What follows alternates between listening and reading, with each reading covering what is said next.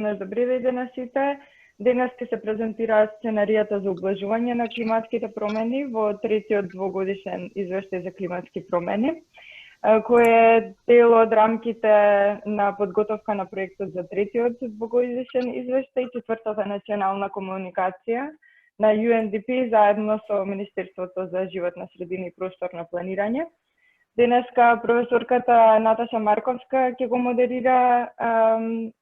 ги модерира денешните презентации, а Александар Дединец ќе ги презентира во име на целиот на сите тимови и на сите сектори. Сценаријата за ублажување, значи ќе имаме презентации во секторот енергетика, индустрија, потоа употреба на земјиштето, земјоделие и отпад. И овде ги имаме приклучено сите експерти од сите сектори. Значи, после презентациите ќе може да поставувате и прашања. И доколку има нејасноти, тие да се вклучат и доколку има потреба да се дообјаснат нештата. Така да без да должиме многу, ако се направи слика, може да ги исклучиме камерите и да продолжиме.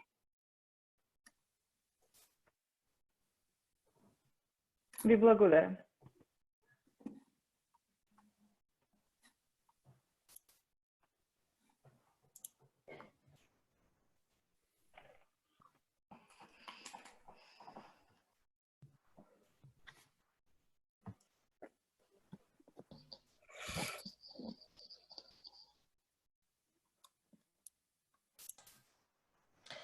Наташа, повели?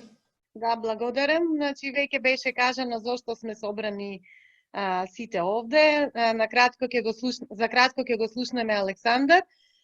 Сакам само да додадам дека овој вебинар за презентација на сценаријата за mitigation, за облажување се на некој начин се поклопува и со Светскиот ден за обновливи извори на енергија, 26 април, и со ова како некој символичен придонес од страна на нашата земја, ќе видиме понатаму со повеќе озеленети сценарија. Сега му давам збор на Александар да ни ги презентира резултатите од анализата, па понатаму продолжуваме со интерактивна дискусија. Повели, Александар. Благодарам, Наташа. Само да направам шер.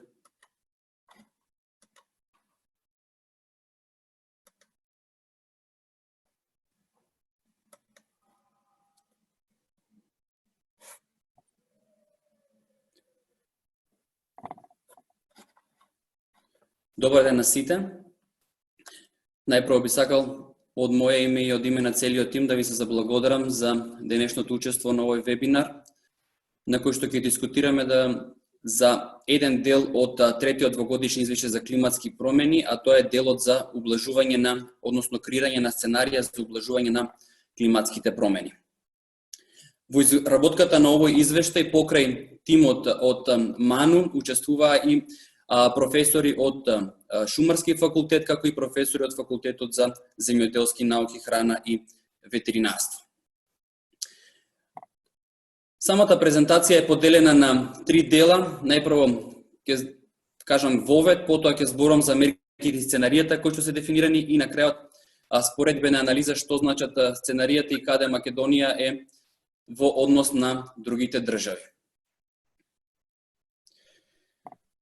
На почетокот, пред да зборувам за самиот извештај, би сакал накратко само да кажам дека ние можеме, односно последната ситуација, целата оваа ситуација со корона покажа дека реално е да очекуваме дека може да се намалат и локалното загадување и емисиите на стакленички гасови. Секогаш сакам да ја гледам позитивната страна, така да позитивната страна на оваа цела ситуација со корона-19 покажа дека голем дел од градовите во светот се исчистија од а дополнително на тоа имаме и намалување на концентрациите на CO2 и тоа прв пат од 90-та година наваму во овој период на годината, во месеците март и април се бележи намалување на концентрациите на емисиите на стакленички гасови. Ниеден документ што го изработуваме не почнуваме од нула, односно се надоврзуваме на све она што било претходно изработено, на сите документи кои што биле изработени, на методологиите кои што биле развиени за изработка на тие документи, за да можеме да имаме подобар документ во однос на она све што претходно е изработено.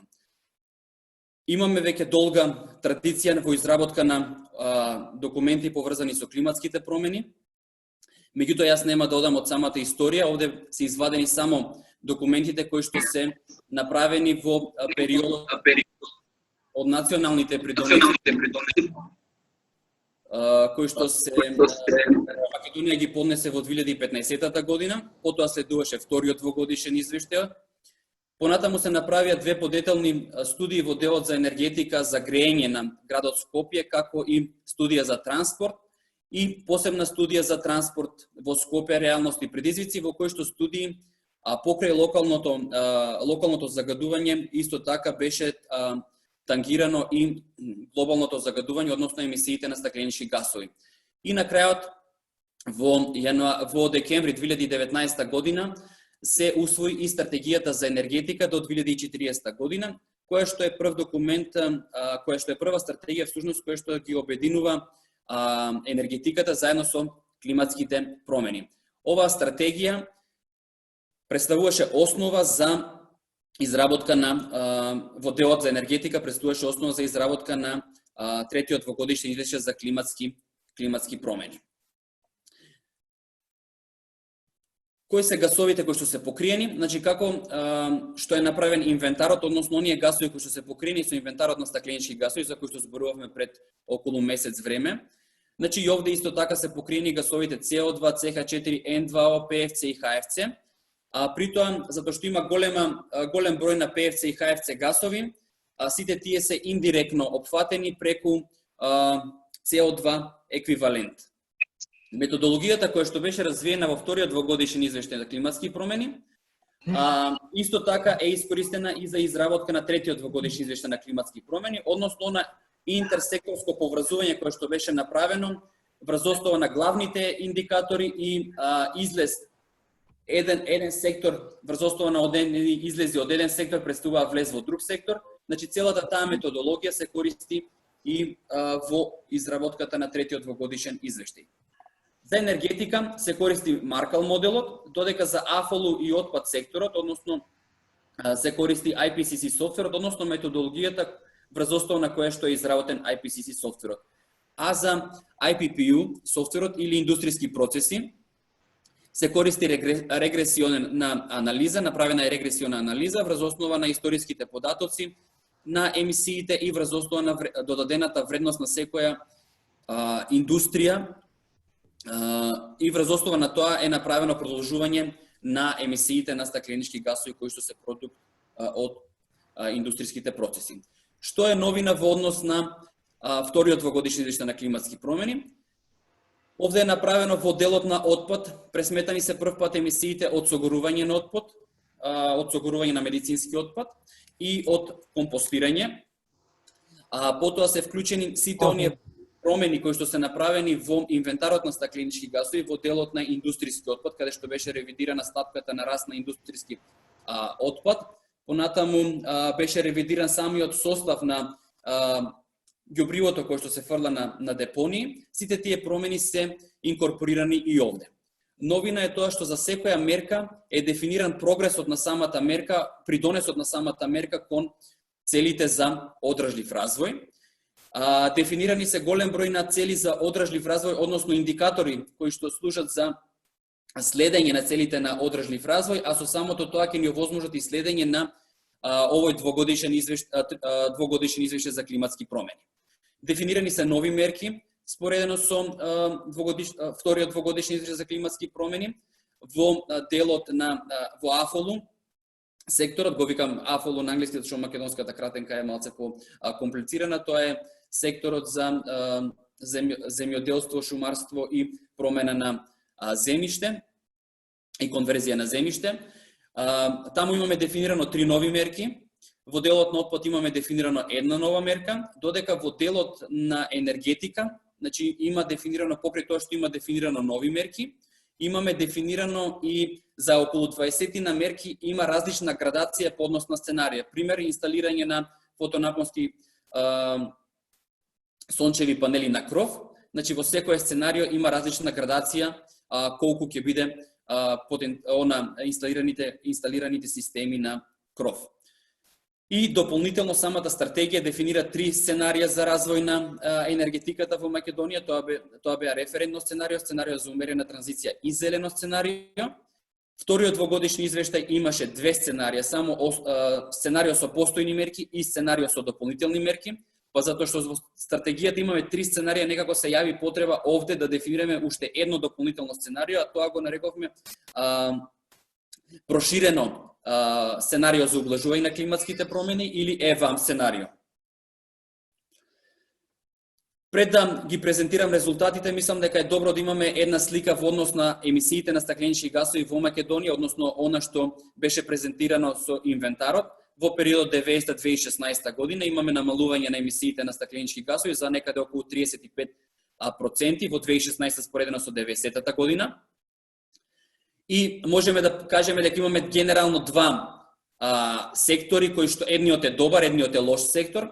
Добриот сектор е секторот шумарство, од каде што имаме понори, односно емисии, апсорбција на емисии на стакленички гасови, а од друга страна имаме еден доминантен лош сектор, а тоа е секторот енергетика. Меѓутоа имаме намалување на емисиите од секторот енергетика, особено во последните неколку години.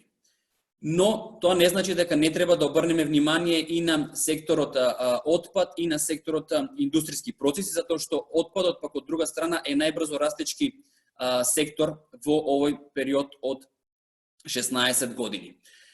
Ако гледаме само емисии на стакленички гасови, во 2016 година секторот енергетика учествува со некаде околу 74%, 12% било земјоделството, 8% индустријските процеси и 6% учествува отпадот. Кои се мерките и сценаријата кои се предложени? За да можеме секоја мерка да ја евалуираме, мора да креираме сценарио без мерки. И секој се постава прашањето зошто ни е потребно ова сценарио. Значи, повторно ќе кажам, за да можеме да ги евалуираме мерките, мораме да направиме едно сценарио во кое што нема да бидат вклучени тие мерки, за да можеме да кажеме колку ќе постигнеме со вклучувањето на одредени мерки и да можеме да правиме приоритизација на самите мерки. Во третиот двогодишни за климатски промени направено е исто така основно сценарио и во самиот извештај е нагласено дека ова сценарио нема никогаш да се случи, меѓутоа е е направено само за потреби за да се одреди значењето на секоја мерка. Предпоставките за ова сценарио се прикажени на овој слайд. Во делот на енергетика ова сценарио е замрзнато на 2017 година, значи дека сите технологии кои што биле до 2017 година се предпоставува дека ќе продолжат до периодот 2040 година.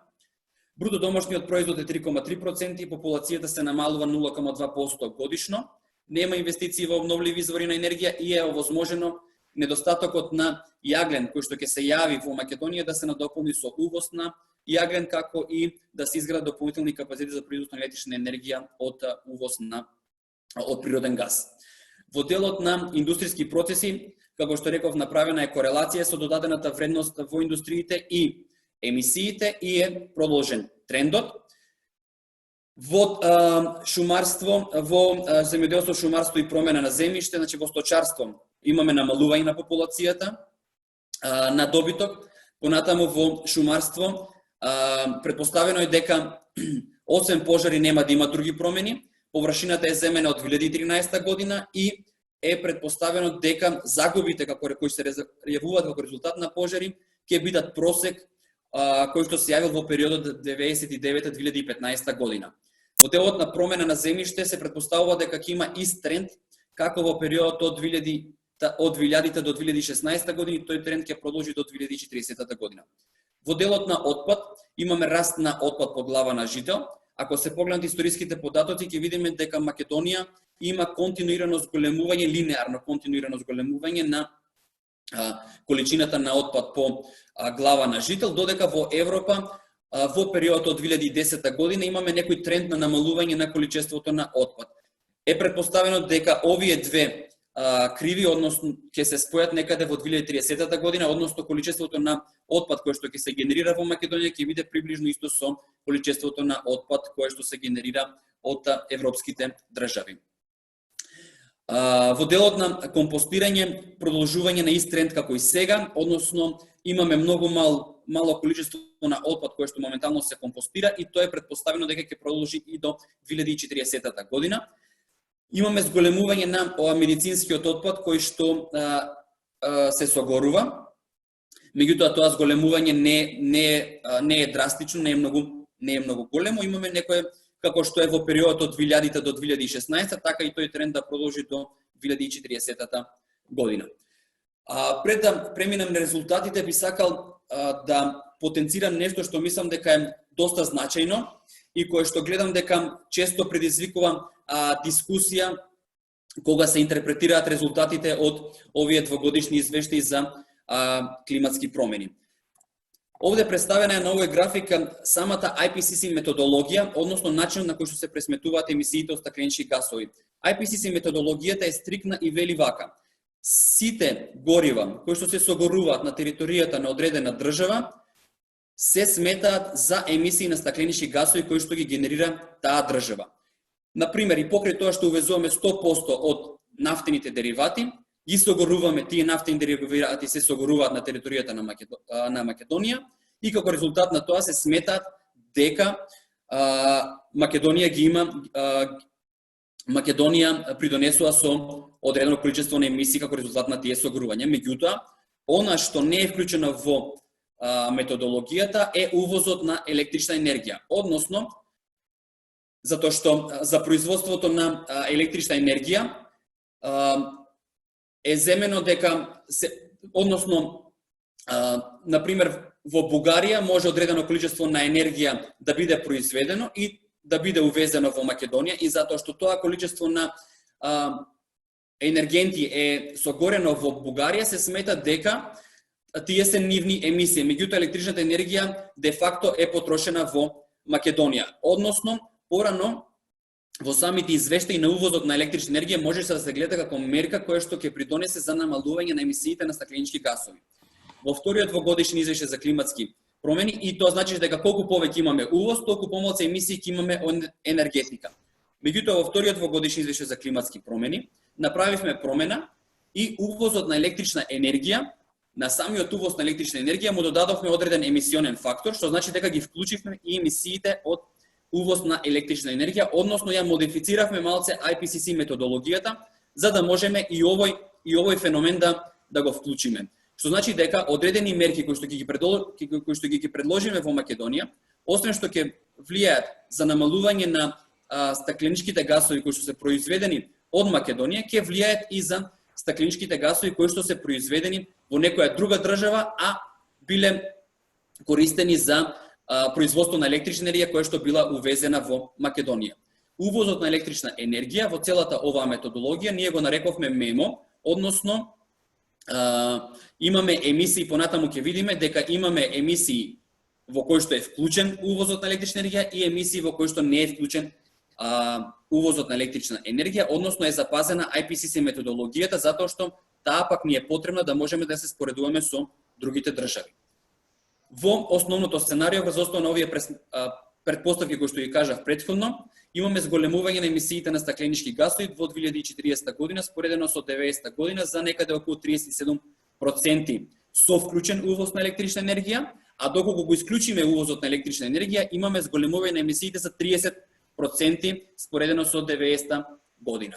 Или за да го видиме влијанието на увозот на електрична енергија, овде е земена 2030 година, како што може да видите овде е обележено, значи во 2030 година со увоз на електрична енергија имаме 11.800 гигаджули гигаграми, се извинувам, CO2 еквиваленти, додека без увоз на електрична енергија тоа е околу 9800 гигаграми. Значи дека увозот на електрична енергија придонесува со околу 2000 гигаграми CO2 еквиваленти.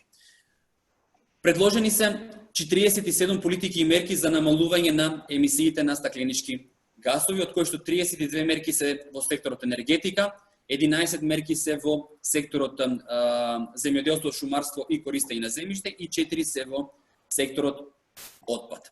Нема да навлегувам во секоја мерка детално, затоа што има, како што реков, многу голем број на мерки и секоја мерка, овде е даден само еден пример, е опишана детално со овие табели, каде што имаме која е главната цел на мерката, опис на мерката, информации за мерката, од кој тип е, кои гасови ги покрива, методологијата, предпоставките кои што се користени, понатаму кои се прогресите за имплементација, кои се досега превземени чекори, кои се чекори кои што ќе се преземат, како и кои се бенефитите во делот на намалување, пример, на емисии на потрошувачката на енергија, како и во делот на намалување на емисии на стакленички гасови. Време на реализација, буџет кој што е планиран, од каде ќе се обезбедат средствата и така натаму, и на крајот кои се оние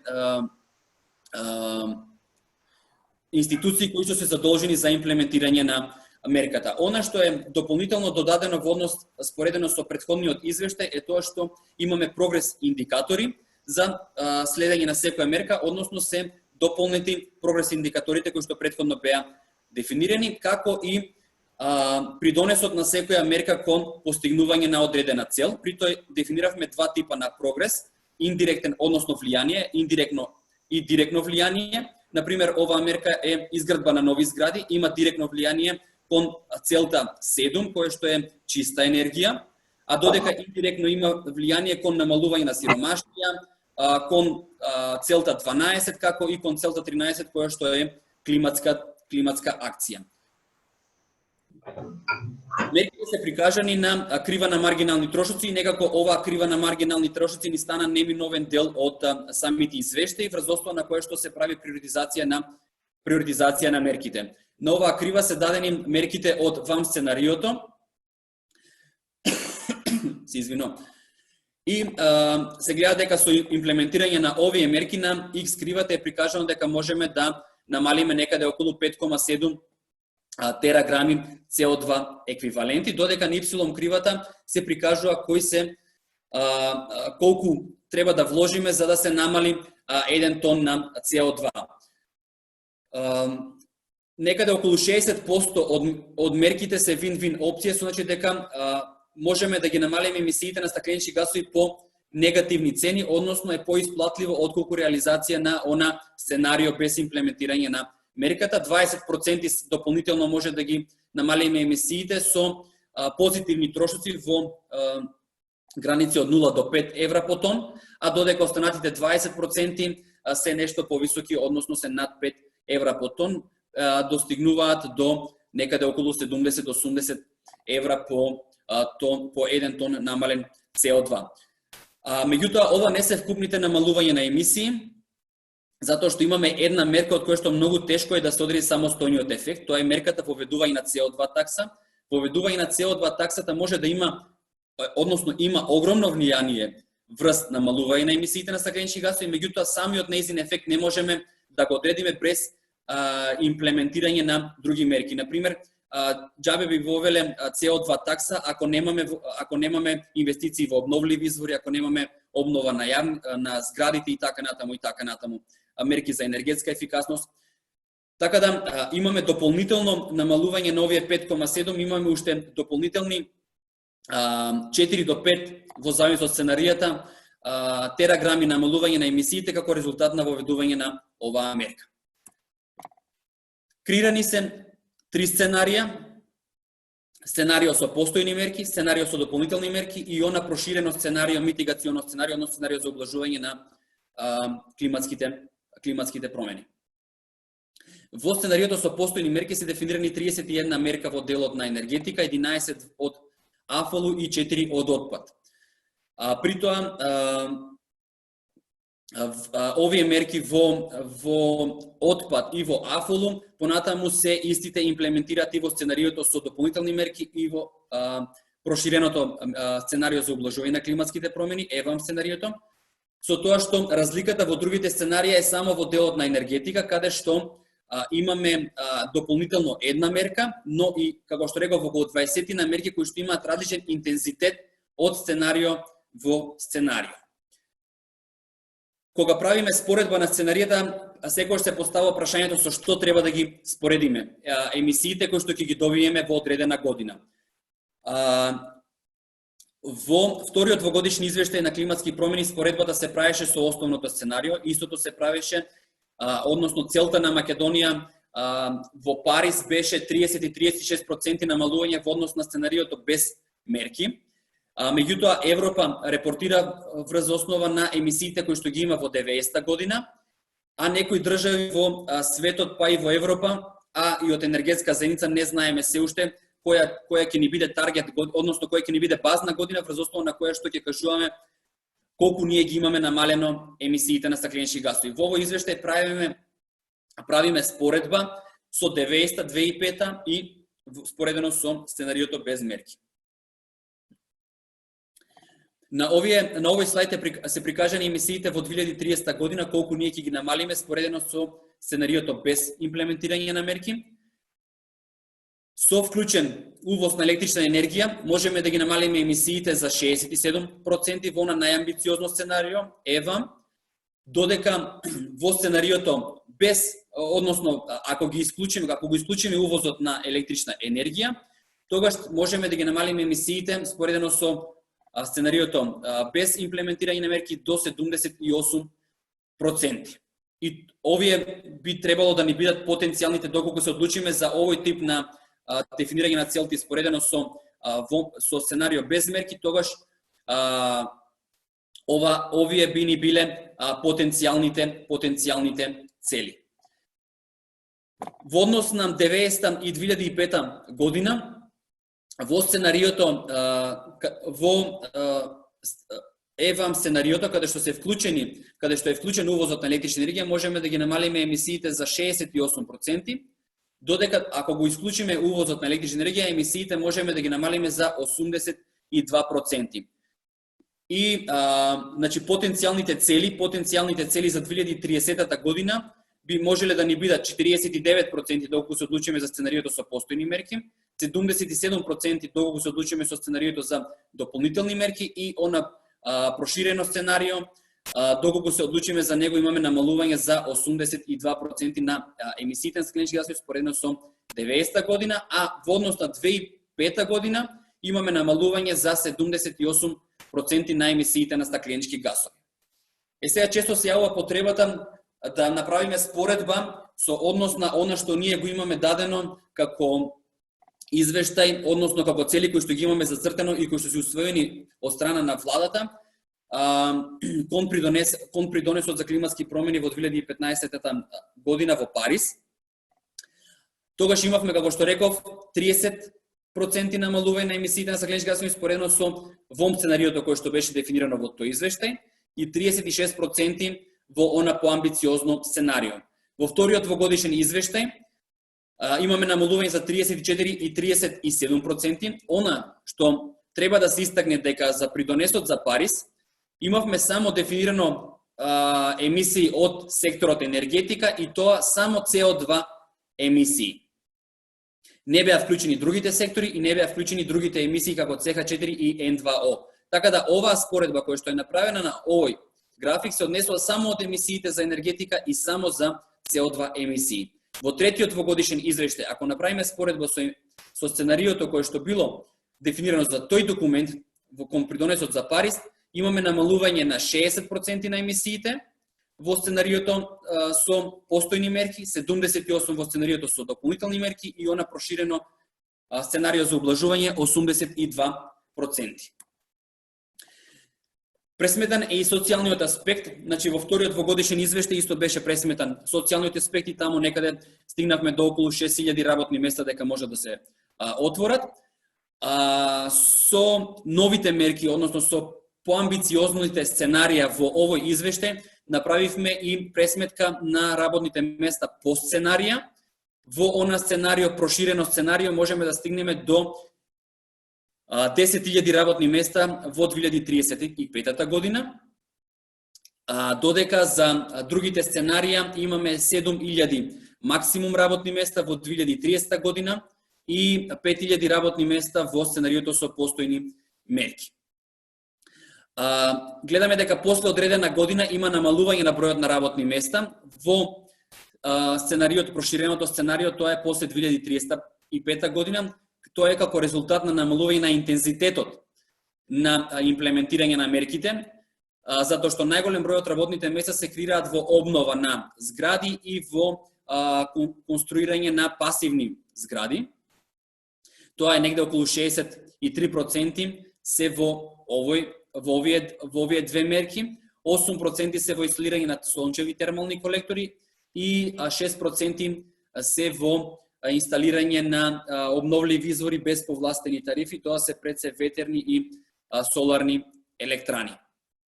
Но после 2035 година имаме намалување на интензитетот на обнова на постојните згради и како резултат на тоа имаме и намалување на бројот на работните места, но до 2040 година тие ќе стигнат некаде околу 7.000. Она што за прв пат е направено овде е пресметан, односно е вкалкулирани gender issue врз основа на бројот на работни места и каде тие се ќе се отворат. Значи имаме работни места во изградба, во одражување и индуцирани работни места, тоа е кои се явуваат како резултат на зголемување на животниот стандард, имаме поголема потрошувачка, па се отварат повеќе трговски центри, повеќе продавници за храна и така натаму.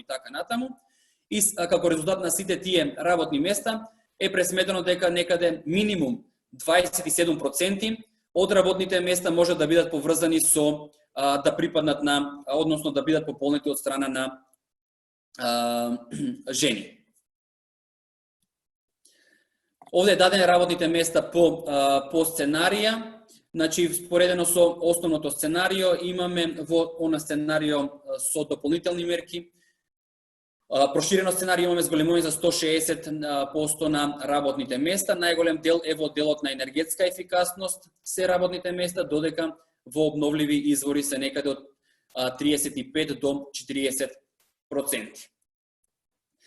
Вкупните инвестиции за реализација на сценаријата се движат од 13 милиарди евра до 24 милиарди евра, или споредено со просечен бруто домашен производ, кој што во периодот од 20 до 40 изнесува околу 14 милиарди евра. Значи, ние годишно треба да издвојуваме од 4,8 до 8,8% од бруто домашниот производ, за да можеме да ги реализираме овие сценарија за ублажување на климатските промени. Она што е направено, како што реков на самиот почеток, како дополнително споредно со двогодишниот извештај, е тоа што имаме поврзување, односно се дефинирани прогрес индикатори за следење на самите на реализацијата на двогодишниот извештај за климатски промени и целите за одражлив развој. Значи имаме поврзување на овој извештај за климатски промени, можеме да го поврзиме со целта за намалување на сиромаштија 1, намалување на глад 2, чиста енергија 7, иновации 9, одржливи градови 11, одговорна потрошувачка 12, климатска акција 13, како и живот на земјата 15.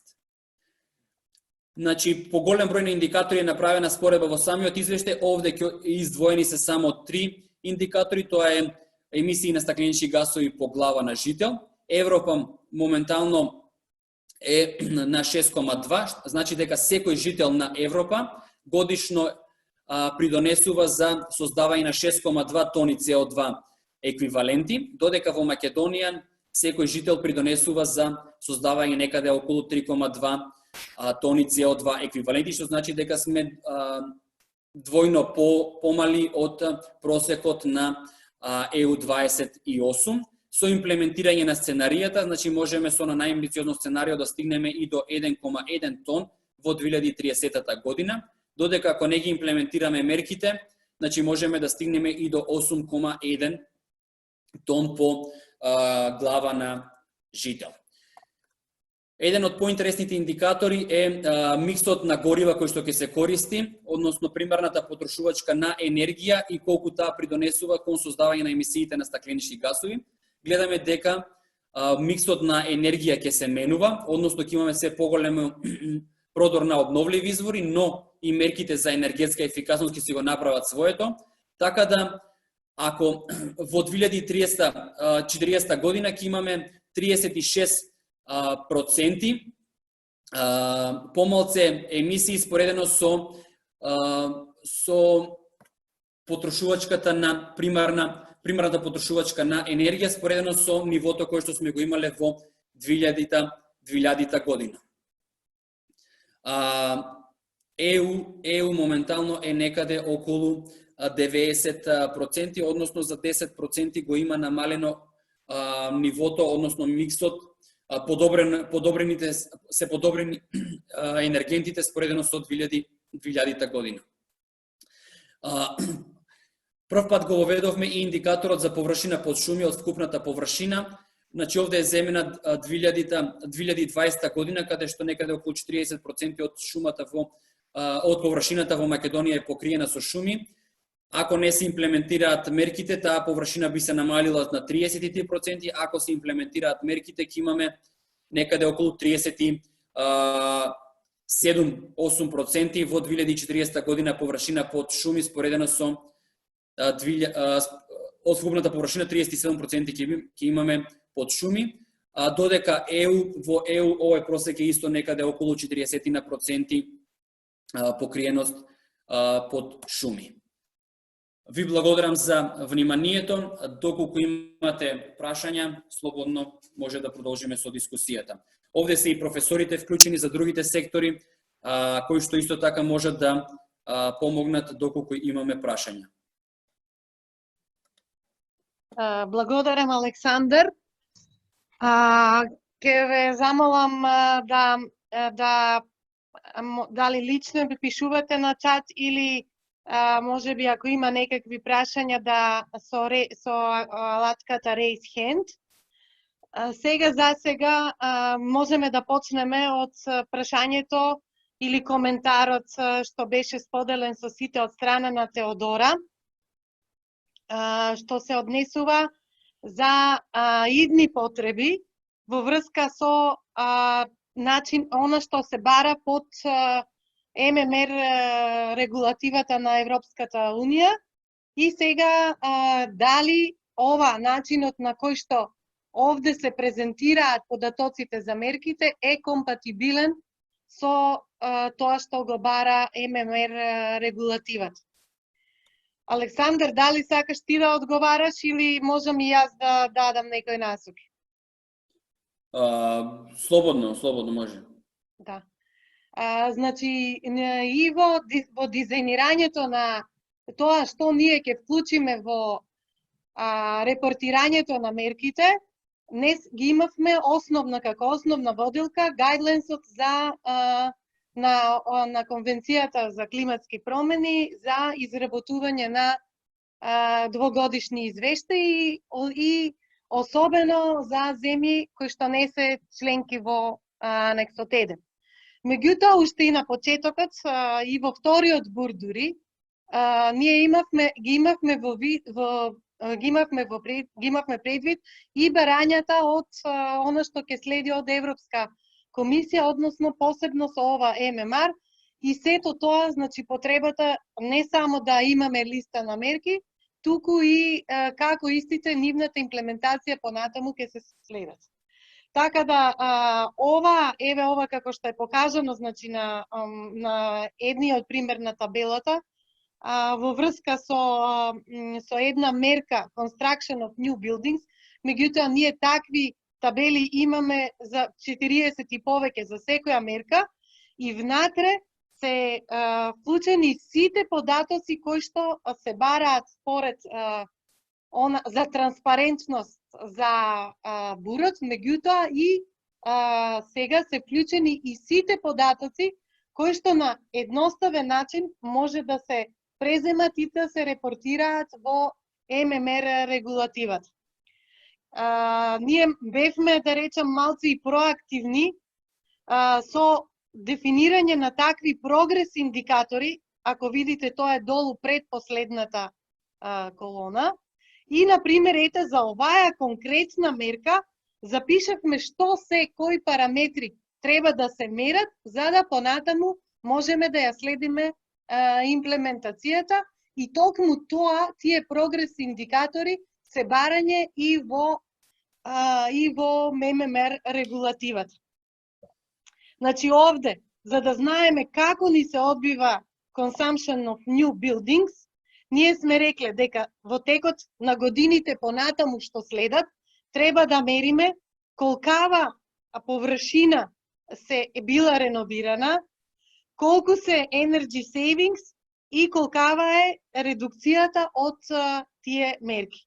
Значи истото тоа е предмет и на репортирање за оваа мерка и при ММР регулативата. Следен чекор понатаму е како, значи тоа е оно што го викаме МРВ, во терминологија на UNFCCC се вика МРВ, како овие прогрес индикатори, како ќе собираме податоци од институциите или можеби мали некои калкулативни запати, да можеме да имаме точно вредности по овие индикатори. Значи сега, она е следниот чекор после ова, откако ние во самиот БУР сме ги утврдиле прогрес индикаторите, да направиме таква МРВ шема за секоја мерка. Кој, кому, кои податоци ќе ги дава и дали во некоја точка од таа МРВ шема се потребни некои дополнителни калкулации, да ги имаме овие бројки по прогрес индикаторите, за да можеме да следиме дали она што сме го замислиле со мерката, да речеме до 2030 година или до 2040 година толков процент од зградите да бидат реновирани, да можеме да го следиме низ текот на годините дали тој процент се исполнува. Според мене, значи, апсолутно е компатибилно, е почитувана таа компатибилност со се оно што се бара од директивата за известување на Европската комисија. Потребен е само некој технички, да речем, напори и преуредување за тоа да може понатаму и таму директно да се известува врз основа на сите активности што се спроведуваат во извештаите кон Конвенцијата за климатски промени. Сега ова, врската со одржлив развој, тоа е дополнително. Значи, и покрај прогрес индикаторите што се за мерење за прогресот на мерките, ние исто така сакаме да го мериме и придонесот на митигационите мерки кон агендата 2030 на државата, изразена преку целите за одржлив развој. И таму тие си имаат некои цели и си имаат некои индикатори. Сега тука со утврдување уште на во оваа фаза, колку секоја од мерките какво влијание има по целите за одржлив развој, ние понатаму во МРВ фазата ќе бидеме способни и да измериме и дури да квантифицираме колку секоја од овие мерки ќе има удел за во остварувањето на целите од одржлив развој. Но тоа е чекор понатаму над ММР директивата. Сега одиме понатаму, тоа е ако има некој може да дополнително да праша, да додаде. Јас ако може само да се надоврзам на она што го зборуваше Наташа. Моментално, паралелно се изработуваат повеќе документи, како што е планот за енергија и клима, понатаму планот за енергетска ефикасност, односно националниот план за енергетска ефикасност. И во сите тие се бара на некој начин да се следе прогресот на самите документи како ќе се исполнуваат целите. Ние направивме едно унифицирање на сите овие документи и за сите нив се дефинирани врз основа на искуство се дефинирани овие, како што Наташа кажа, индикатори, врз основа на кои што ние понатаму ќе можеме да ги следиме не само овој документ, затоа што ова е еден од документите кои што понатаму ќе треба да се изработуваат. Меѓутоа, имаме различни документи во кои што исто така се бара да се репортира исполнувањето на одредени цели кои што ќе бидат зацртани во тие документи. Така да, со овие индикатори кои што ги дефиниравме ние за секоја мерка, ќе може да се следи не само како што реков овој документ, туку и сите документи кои што односно сите мерки кои што се дефинирани во различните документи. Александар, еве добро прашање од Матеј Гасперич. Дали прогрес индикаторите, точно, значи ние целите за секоја од мерките треба да ги дефинираме со прогрес индикаторите цели. Дали вика сега прогрес индикаторите за секоја од мерките имаат вредности за 2015, 2020 и 2030? Прогрес индикаторите, да, имаат вредност за секоја година. Овде во табелите се дадени 20, 30 и 40. Значи за секоја вака се, за сите мерки не можеме да ги дадеме сите прогрес индикатори затоа што документот ќе бил огромен. Овде, например, за оваа конкретната мерка, ако зборуваме конструкција на нови згради, е даден прогресот на energy savings, односно заштеди на енергија за финална и примарна енергија и таргетите за 20, 30 и 40 година, како и кумулативните заштеди 17, 20, 21, 30 и 31, 40 година. Така да, за секоја мерка имаме заштеди на енергија и намалување на емисии на стакленички гасови. Тоа не се како основни прогрес индикатори, но имаме, например, овде имаме колку површина на згради ќе биде, нови згради ќе биде конструирана, например, обнова на нови згради, со кој процент ќе се обновуваат зградите и така натаму и така натаму. Така да, за секоја мерка имаме дефинирано точно колку треба да бидат прогрес индикаторите, можеби не во 15-20, зашто 15 е позади нас, но имаме дефинирано за 20, 30 и 40 година колку треба да бидат овие прогрес индикатори. И во следниот извештај ние би требало да репортираме колку од она што ние овде го имаме прогнозирано е остварено со помош на МРВ. Добро, значи Матеј, Наташа, извини само. Да. Наташа, ако ми дозволиш само, мислам дека треба да го спомнеме и ова дека како што кажа и ти, UNFCCC има дефинирано има дадено насоки како треба да изгледаат овие документи за ублажување за креирање на сценарија на ублажување на климатските промени. Ние по многу нешта сме над тие барања. Едно од тие нешта кои што сме над тие барања се дефинирани и овие прогрес индикатори.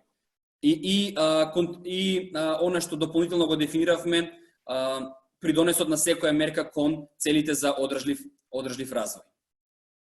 Добро, значи Матеј, да сумирам, ние имаме врз основа на целите што ги имаме за секоја мерка 20, 25, 30, ние исто така и за некои имаме, можеме да ги пресметаме и прогрес индикаторите, така да во текот на времето можеме да ја следиме имплементацијата на секоја мерка и секоја година да кажуваме да, добро се имплементира, потврлуваме или пак можеме да преземеме некоја корективна акција, да можеме, односно да поставиме майлстоунс по однос на секоја од прогрес индикаторите. Сега Елена бараше збор. Елена повели. Наташа, имаме прво прашање, може или? Да, неама по ова прашање одам на Елена бараш. Добро. Ајде да видиме дали е во врска со ова. Не, само на кратко на слайд 13, кај што е маргиналната крива. Значи, дали овде гледам дека единицата мерка е тераграми. Според ова, овие мерки имаат огромен потенцијал, значи тераграмот е 1000 пати поголем од гигаграмот или од или од килотоните со кои што сме стандардно научени да работиме во инвентарот. Мислам дека овде е некоја техничка грешка и би требало ова да биде гигаграм. Проверете за секој случај. Елена, не е техничка грешка, затоа вкупните емисии нас ни се, ево овде ќе ти покажам, значи овде вкупните емисии во основното сценарио ни се 16 тераграми или 16.000 гигаграми. Килотон, да. Овде Или за да мегатон, поедноставиме- добри се бројките. Значи овде за да поедноставиме, значи 5000, овде е 5700 гигаграми намалување или 5,7 тераграми. Или 5,7 мегатон. Добри се бројките, јас мислам. Да, техничка. Не, во ред е, тоа е во ред, сигурно е во ред. Па затоа што пример од ова на некој начин софт мерка, значи awareness raising, значи се проектираат од прилика 80 тераграми на CO2 еквиваленти. 80, Каде бе 08, 80? 08 мислиш.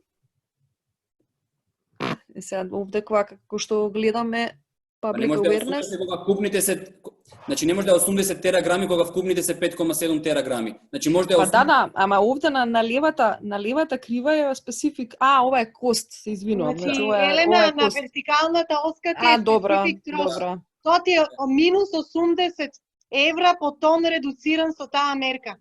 А за колку редуцира, гледаш ширината на ова се квадратината. бројките, добро, тогаш е во ред. Ширината, ова е ширината, а ова е цената. Тогаш е во ред, добро. Цената е ова. А ова е Кој пат се поинаку прикажани или нешто, значи не. Добро, во ред. ама не е грешка, фала за ова, ама мислам дека е во ред, окей. во ред. Не, ако е 6 или ако е единица, тогаш се добро ако се вака. Не, Јас обратно ги гледав на другата. Специфични трошоци се ова е евра по тон. Да, Значи да, колку добро. секој намален тон чини евра. Добро.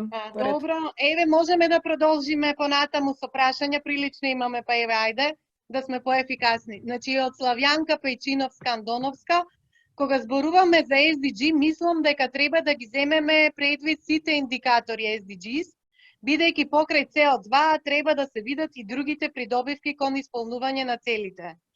Ако замениме тип на гориво или начин на транспорт покрај CO2 редукција, треба да земете во предвид и здравје на граѓани како резултат на намалување на загадувачки материи исто така. Ве молам за инфо дали е земена во предвид и извозот на нафтени деривати, како сте земале увоз на електрична енергија, Македонија извезува горива во Косово, Србија.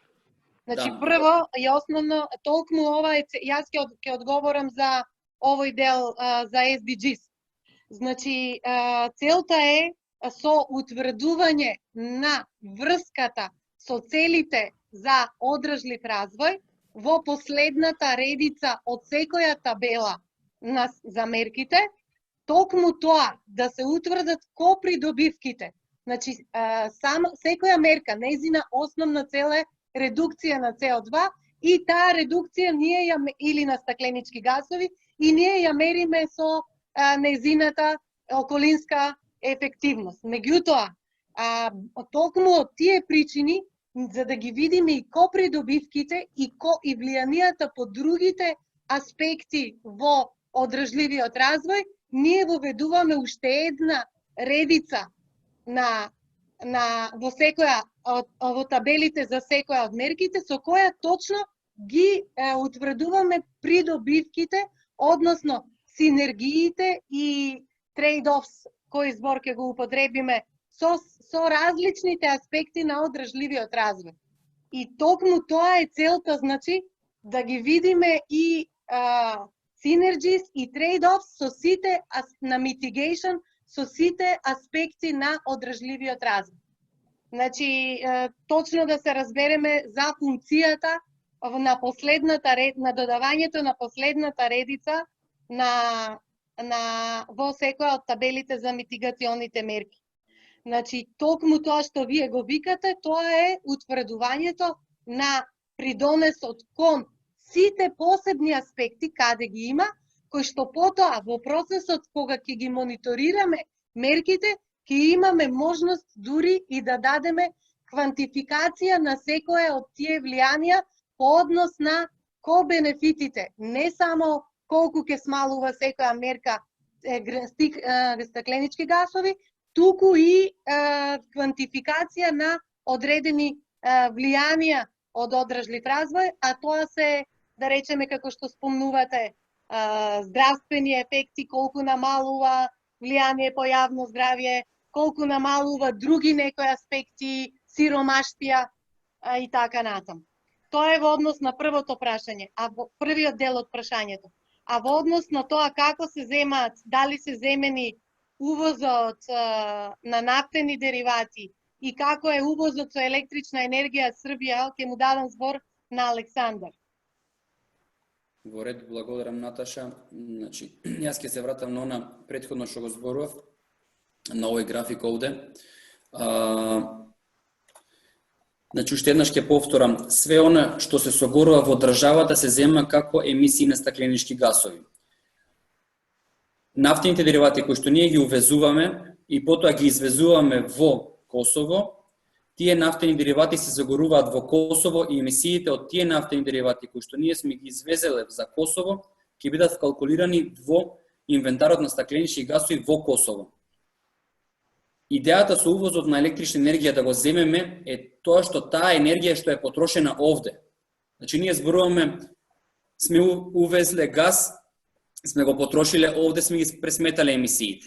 Сме увезле нафтени деривати, сме ги потрошиле овде, сме ги пресметале емисиите.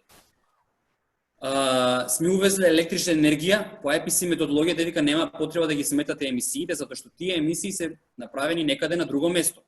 Меѓутоа ние идејата ќе ја кажам уште еднаш. Идејата е да увозот не го гледаме како мерка за намалување на емисиите и да можеме дополнително да кажеме дека со нашите мерки не само што ќе ги намалиме емисиите во Македонија, туку ќе ги намалиме емисиите и кои што се направени во некои други држави за производство на електрична енергија која што е искористена во Македонија. Така да, точно е дека извезуваме енергија и тоа е земено во предвид во самите пресметки, во самиот модел. Енергијата која што извезуваме од Македонија, односно нафтените деривати, за нив не пресметуваме емисии, затоа што тие нафтени деривати ќе се потрошат во Косово и Косово кога ќе репортира ќе си ги земе во предвид нафтените деривати, емисиите од нафтените деривати кои што ги потроша. Добро, благодарам, Александар. Ке поминеме на следното прашање од Даниел Јосифовски. Дали по однос на мерките се дефинирани извори на финансирање надвор од буџетот на државата?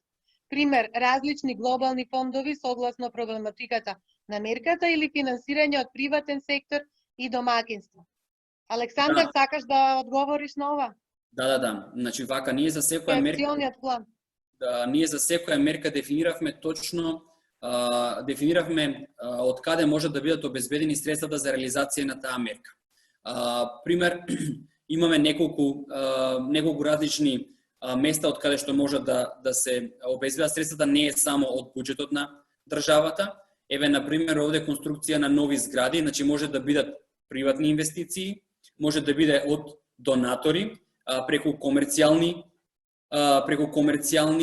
заеми за енергетска ефикасност, како и од фондот за енергетска ефикасност, кој што би требало да се формира.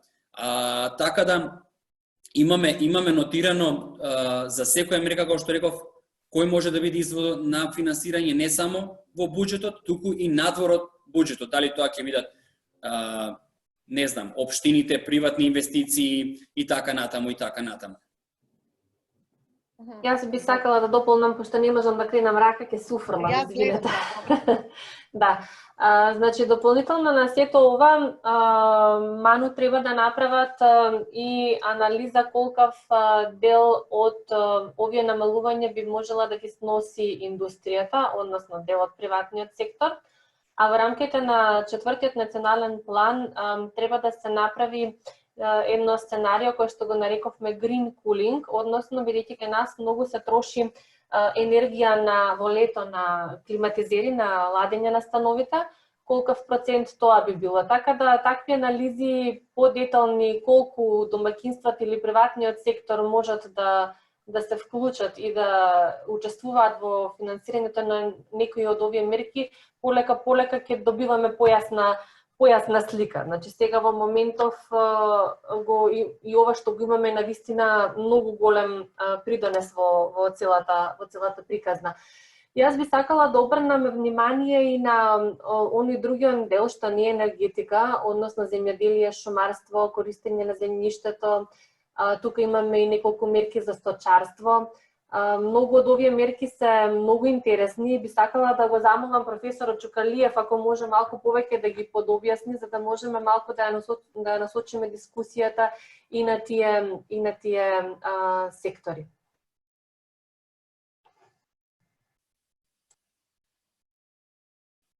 Еве, му даваме збор на професорот Чукалиев. Да, јас всушност и за тоа имав потигнато рака, ви благодарам многу за тоа што ми дадовте збор. И сакам да истакнам да почнам нешто малце од аспект да испровоцираме дискусија. Прво, морам да кажам земјоделството, односно АФЛ секторот, за разлика од сите други сектори, е сектор во кој што можеме да преидеме од нето емисија во нето заштеда на, односно понори на гасовите на стаклена градина. Едноставно, ние сме оние како сектор кој што го зафаќаме јаглеродниот диоксид од атмосферата и со помош на зелената клетка нели се трансформира во органска материја, а понатаму таа органска материја се редистрибуира. Значи земена е од воздухот и можеме да ја редистрибуираме. Може да се редистрибуира на природен начин, коренот кој што останува во почвата, или можеме да со низа на мерки каде што после жетвените остатоци, односно производената биомаса би ја вратиле во почвата. Почвата е и онака најголемиот пул на јаглероден диоксид, а ние за жал имаме невидено губење на органска материја. Нашите земјоделци едноставно ги заборавива сите оние мерки кои што ние им ги предаваме, дека арското ѓубре, дека органската материја во почвата мора да се аплицираат поради тоа што сегашните технологии прават загуба. Односно ја осиромашуваат почвата и имаме многу ниска количина на органска материја во почвата. Ова е една од најголемите можности, бидејќи во Париз беше усвоен тој така наречен 0,4 за 100, односно зголемување на органската материја во почвата за 4 промила, што би било извонредна можност за нас. Меѓутоа, каде се случуваме со проблемот? Проблемот е дека ние имаме 200.000 оператори, кои што, за жал, не се меѓу најдобро едуцираните во државава. Да се приде до 200.000 земјоделски производители е навистина голем проблем и да се пренесат сите овие мерки кои што ние ги замислуваме. Поради тоа и во извештајот обемот кој што го предвидуваме е навистина мал. Мерките се предвидени на некои си 10-15.000 хектари. Јас нема да се осврнам на сточарството, кое што ќе го замолам потоа професорот Андонов да каже. Ќе зборам за растителното производство и промената на земјиште.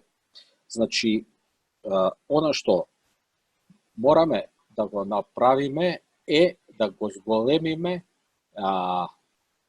пристапот на земјоделските производители до знаење, што треба да направат и, што е многу битно, овие мерки се прилично скапи. Како тие ќе бидат финансирани?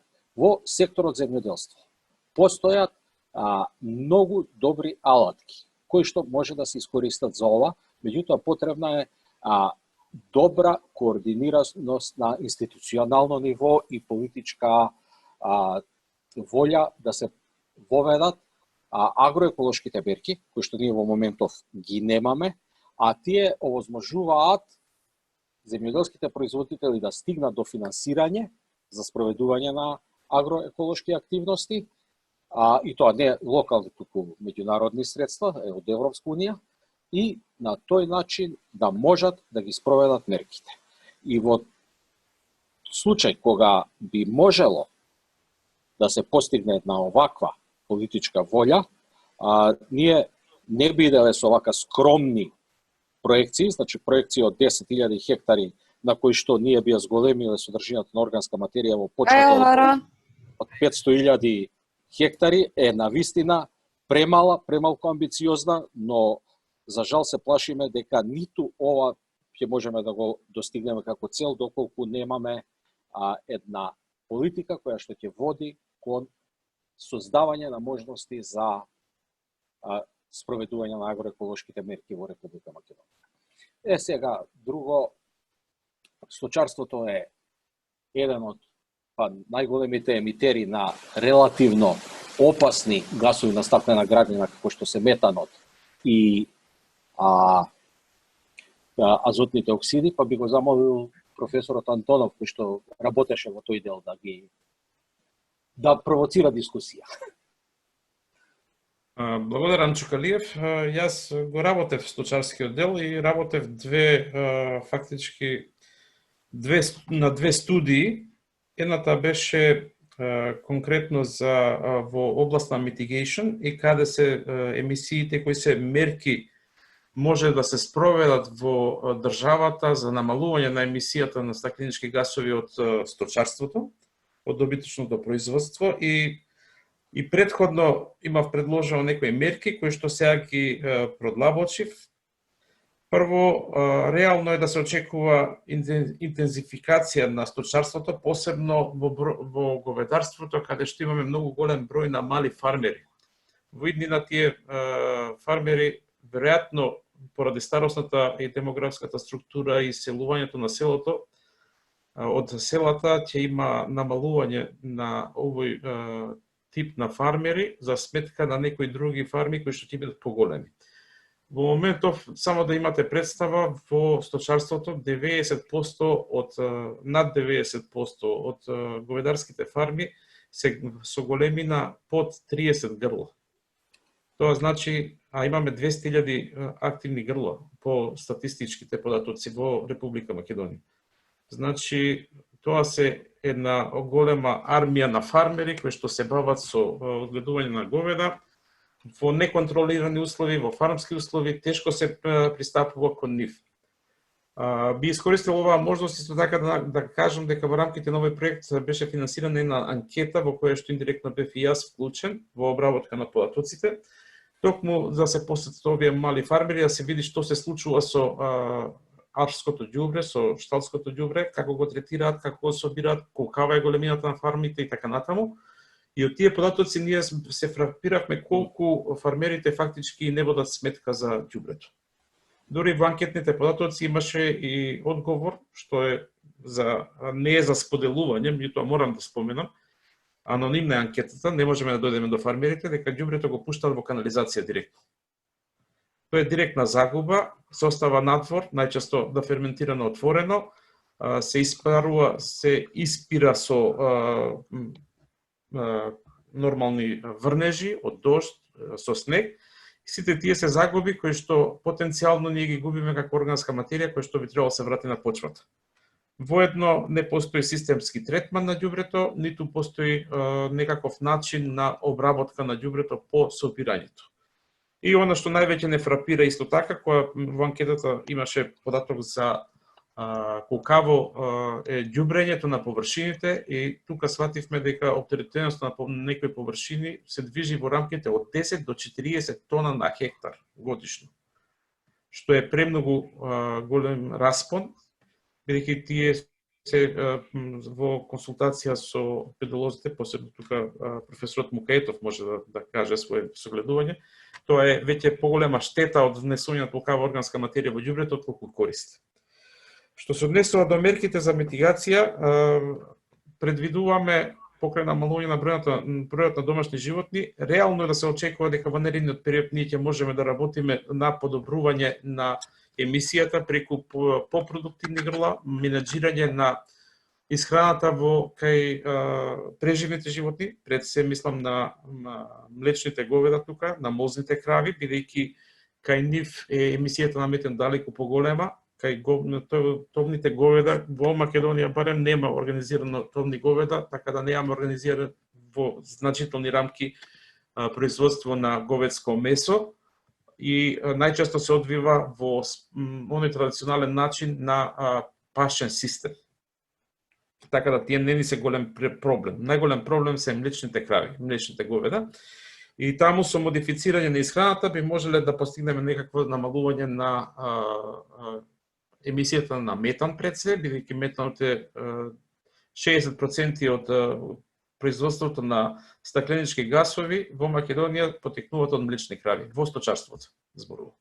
И тоа главно метан. Потоа другиот дел е менаџирањето и управувањето со ѓубре, каде што предвидуваме исто така подобрување на мерки во подобрување со шталското ѓубре, како би се третирало тоа и како би се на некој начин задржала органската материја во ѓубрето, а потоа би се префрлила на почвите. Благодарам, многу сретен.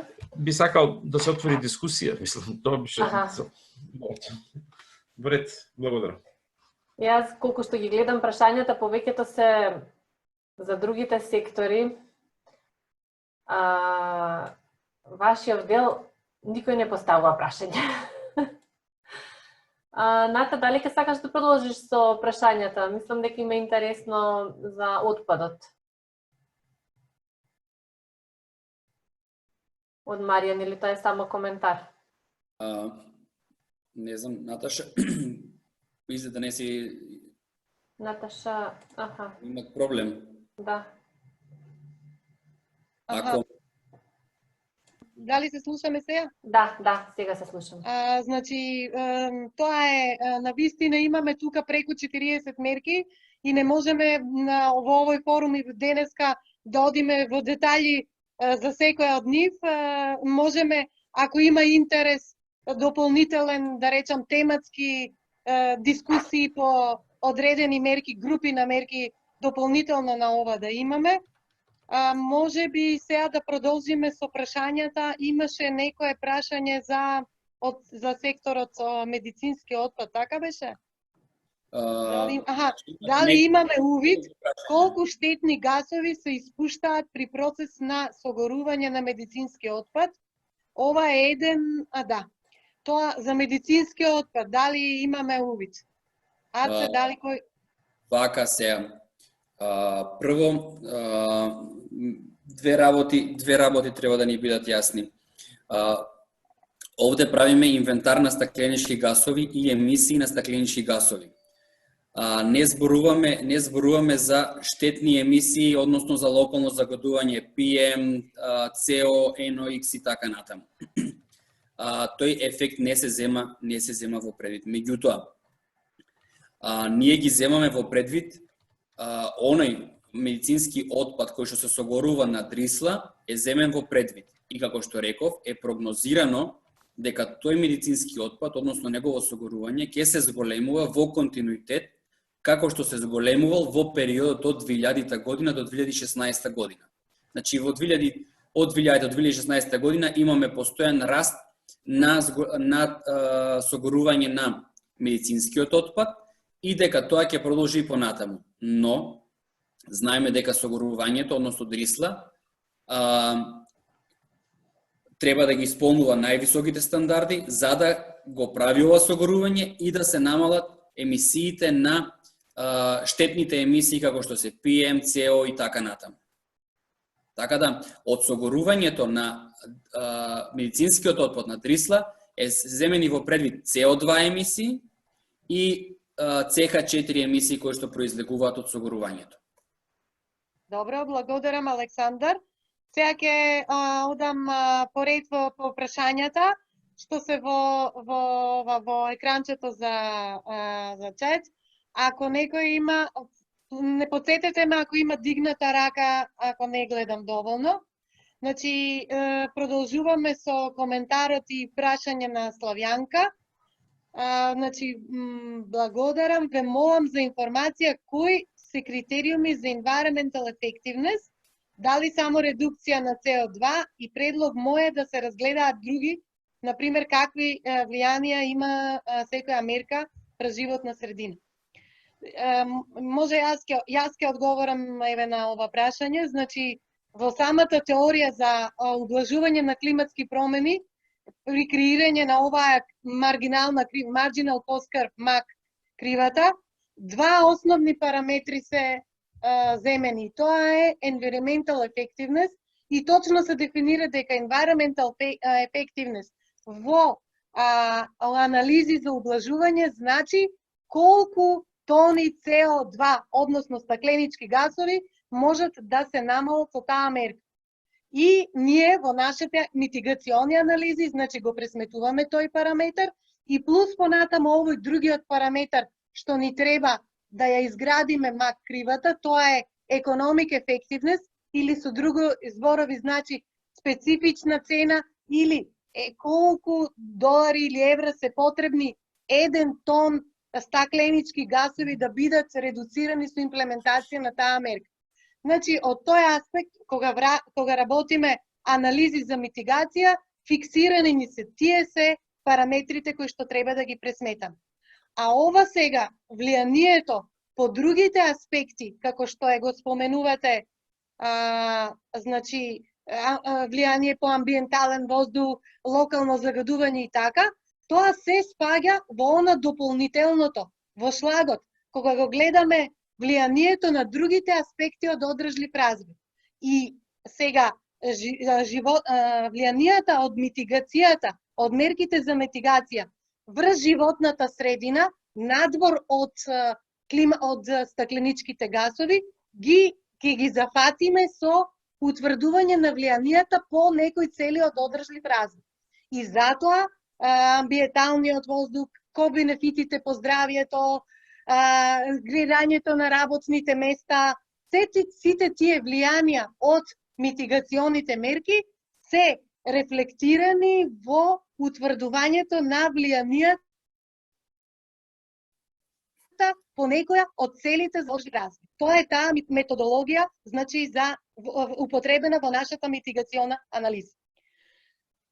Толку имам јас да не знам, Александар, дали сакаш нешто да додадеш? Не, јас само би го додал она што го кажав претходно, дека мора да правиме разлика, дека овој документ е за ублажување на климатски промени и дека тоа треба да се репортира по однос на UNFCCC, додека за другите бенефити, како што се намалување на локалното загадување, може би треба да се размисли за некој друг документ кој што ги содржи може би истите мерки или некои промени, па да се види ефектот и врз локалното загадување од овие мерки. Но намалувањето на локалното загадување е всушност ко-бенефит од имплементирање на сите овие мерки. Да, добро. Одиме на следно. Од Теодора имаме коментар околу финансирањето. Битно е да стои владина програма позади, како странските финансии би биле дополнување. Ова пред се мисли на Green Climate Fund, банки, ГЕФ и така натаму. Сега ние имаме и акционен план вклучено во митигационната анализа, кој што ги третира мерките од ВАМ, така од ВАМа се нарече. Да, значи вака, кога зборуваме за финансирање, ние мораме да имаме предвид дека во овој извештај има и мерки кои што воопшто не треба да ја тангираат владата. Не знам, пример, обнова на згради, обнова на изградба на нови згради и така натаму. Значи тука немат потреба владата да влезат во владина програма за да даваат тие средства да се издвојуваат од буџетот.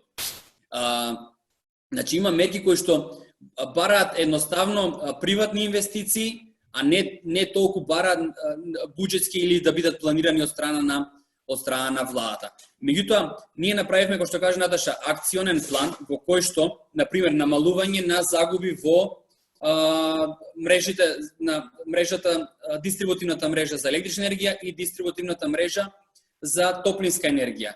Значи, овде трошоците ќе ги сносат дистрибутивните компании. Потоа имаме изградба на големи хидроелектрани. Значи, овде може да биде ЕЛЕМ, јавно-приватно партнерство и така натаму, што е новиот тендер за Чеврен, каде што е со јавно-приватно партнерство. Потоа имаме фидинг тарифи, каде што исто така се приватни инвеститори, премиум тарифи се приватни инвеститори, биомаса и така натаму. Значи, овде има голем број на проекти кои што мерки кои што не можеби индиректно да, но директно средствата треба да дојдат од приватните инвеститори. но треба да бидат секако вклучени во владина програма и онаму каде што има потреба, и плюс да биде владата да најде можности за дополнителни финансирања од страна на донори. Добра, Аце, сега уште едно прашање кое што се надоврзува на сето ова од Матеј Гасперич.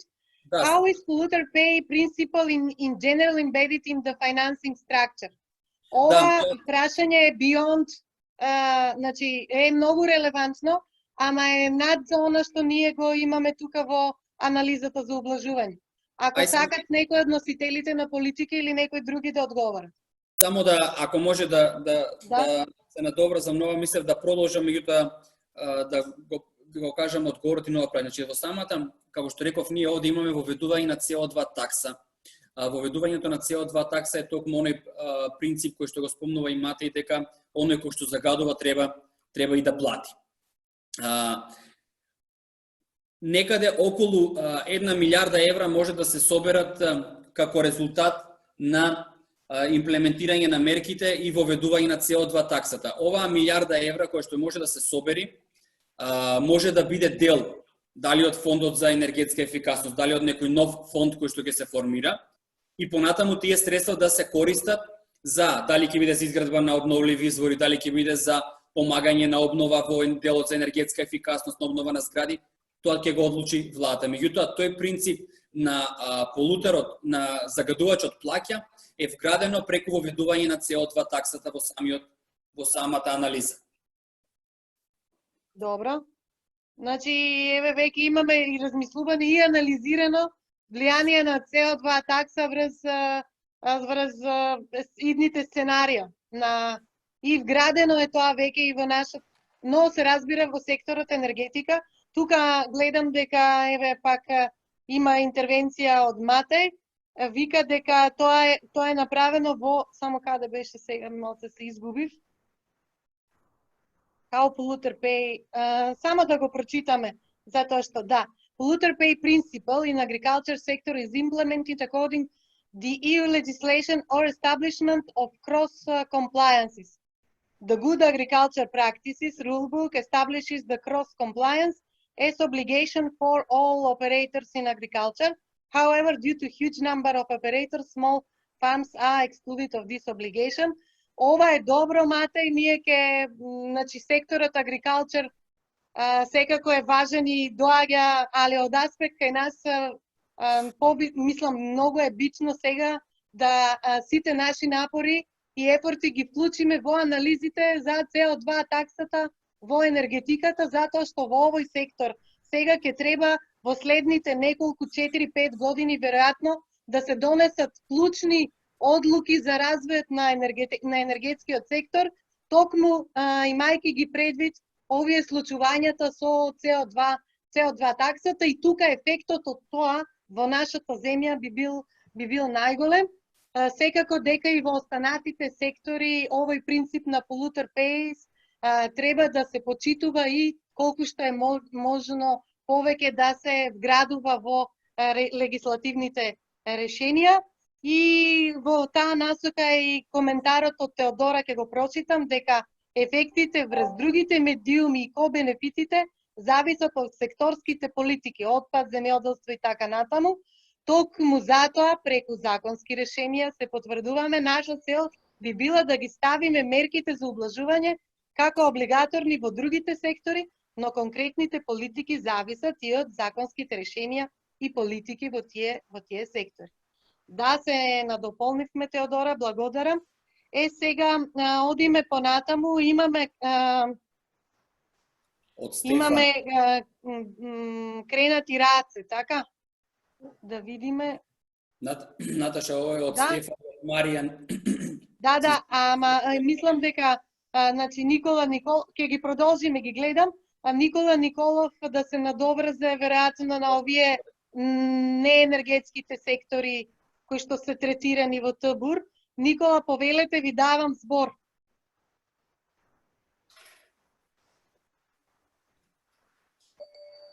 Зошто не можам? Амниот му правам. Се слушаме. Да, се слушаме, да.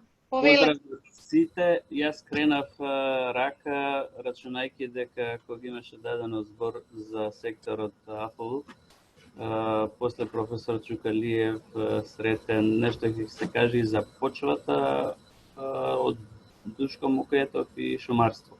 Односно да што беше направено и да се скрене внимание на некои аспекти. Оно што беше кажено од Александар во самата негова презентација, беше кажано дека шумарството е еден од секторите кои што повеќе абсорбира, односно голема абсорбција на стакленични гасови, односно CO2 отколку што има емисија. И токму заради тоа мислам дека треба шумарството.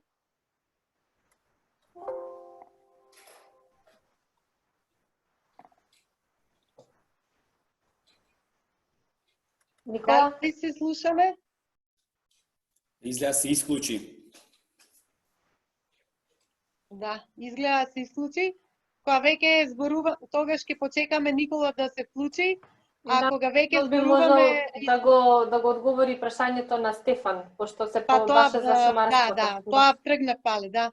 Значи веќе кога го допревме овој сектор шумарство, биомаса и така натаму, имаме прашање од Стефан Насковски. Препорака е дали може да се направи анализа, например, ако цената на дрвата се дуплира во наредните години, како тоа ќе влијае на потрошувачката на електрична енергија, воедно и емисија на стакленички гасови од енергетика. Александар, веројатно ти би можел да одговориш за некаква сензитивити анализа во однос на цената на дрвата. Да. Не знам дали професорот прво ќе го вклучите или прво да одговорам јас па потоа. Ајде одговорите, мам да се рехабилитира Никола. Никола. Често пати најголем дел од нашите анализи се базираат едни од параметрите кои што се влез за нашите анализи се цените кои што се на пазарот моментално и кои што понатаму ќе се случуваат во периодот 2040 година во конкретниот случај. Така да земено е во предвид дека цената на дрвата во Македонија нема да се дуплира, меѓутоа ќе се благо зголемува со текот на годините. Но и да се дуплира цената, сме го правили и тоа, и да се дуплира цената на електрична енергија, на дрва, на огревно дрво, значи и да тоа да, ќе зголеми потрошувачката на електрична енергија, но ние секогаш велиме дека мерките за енергетска ефикасност, изолацијата на домот, заедно со топлотни помпи, односно со клима инвертерите, нема да ја зголемат потрошувачката на електрична енергија многу, што ќе придонесе плюс да имаме зголемување на емисии на стакленички гасови од енергетика, затоа што паралелно со да рекажам откажување од дрвото, односно преминување кон поголема потрошувачка на електрична енергија, ќе се инвестира повеќе и во обновливи извори на енергија, и сето тоа ќе доведе до една избалансираност во и намалување, не зголемување, туку напротив намалување на емисиите на стакленички гасови. Затоа што топлотните помпи може дополнително да придонесат за поголем продор на обновливите извори на енергија, затоа што обновливите извори на енергија, ветерните и соларните и сончевите електрани се променливи во своето производство. Имаме се повеќе паметни уреди дома, како што се клима уредите, кои што можат да се вклучуваат со тајмер, може да се вклучуваат онлайн, така натаму. Така да сето тоа може да придонесе да го зголемиме и учеството на обновливите извори на енергија и да ги намалиме емисиите на стакленички гасови. Добро. Фала, Александар. Мислам дека имаме интервенција од Никола. Еве го повторно е тука, можеме да го вклучиме. Да продолжи. Се извинувам за ова, имав мал прекен со интернетот, токму јас кога земав збор. И гледам да идам пократко, значи немав и некој голем избор, како што кажав, така и всушност се според прерачник на ФАО. И таму главно се 4 групи на мерки кои што се однесуваат на намалување на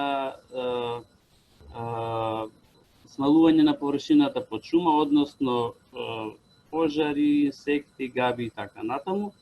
Другиот дел е дел кој што, односно мерки кои што се однесуваат на зголемување на самата површина под шума, пошумување.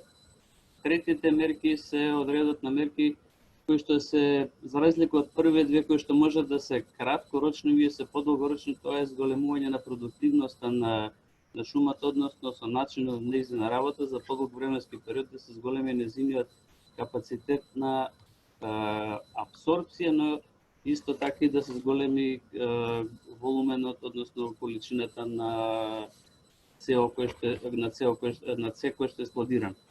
И четвртата мерка е субституција на дрвото како енергенс. Се решивме за мерки кои што се од првите две групи, затоа што, како што реков, последните две групи на мерки се долгорочни и треба се чека најмалце меѓу 30 до 60 години за да се некој голем резултат. А исто така и реален е проблемот веќе со децении, последните 2-3 децении Македонија има неверојатно голем проблем со пожарите на отворен простор, со шумските пожари и оние пикови кои што се јавуваат во шумарство како емитер на стакленични гаси, токму се опаѓа со годините кога има многу пожари. Заради тоа една од мерките која што беше предвидена е намалување на просечно изгорената површина во шумарството, односно на шуми, кој што се движи некаде во оној период кој што го земавме ние како просек на околу 9000 хектари годишно. Со мерката која што е предвидена, предвидуваме да се намали тоа на отприлика 3000 хектари годишно. Зборам просечно, некогаш може да биде и многу малце, некогаш и повеќе, зависи од годината, со тоа што би постигнале голем ефект, односно 60% би се намалило пожарената површина со таа мерка и следственото е и емисијата на стакленични гасови. Со тоа што таму најповеќе за ова се јави за збор кога Александар говореше за спроведување и неспроведување мерките, на крај не знам колку беше приметено, од сегашните околу 40% на покриеност со шума, ако не се спроведат мерките, ние би дошли некаде до 30 и нешто, 37%. Сушност, тоа не е 100% точно, затоа што под мерката или проекцијата која што е дадена во делот за шумарство под оваа мерка, што би се случувало ако оваа мерка се преземе или не се преземе, ставена една забелешка која вели вака. Не значи дека со секоја година просечно 3000 хектари пожарена површина, ние ја губиме таа површина под шума, односно ќе ни се малува површината. Туку таа површина за одреден период престанува да биде со таков квалитет како што било, ќе треба одреден период да се врати во некоја ситуација или во одреден стадиум на развој на шума, кој што ќе прави понатаму продукција на органска материја и ќе складира С. Така да, тоа не треба да се земе здраво за готово, ние нема да изгубиме површина под шума, ќе изгубиме само квалитет и, ако бидеме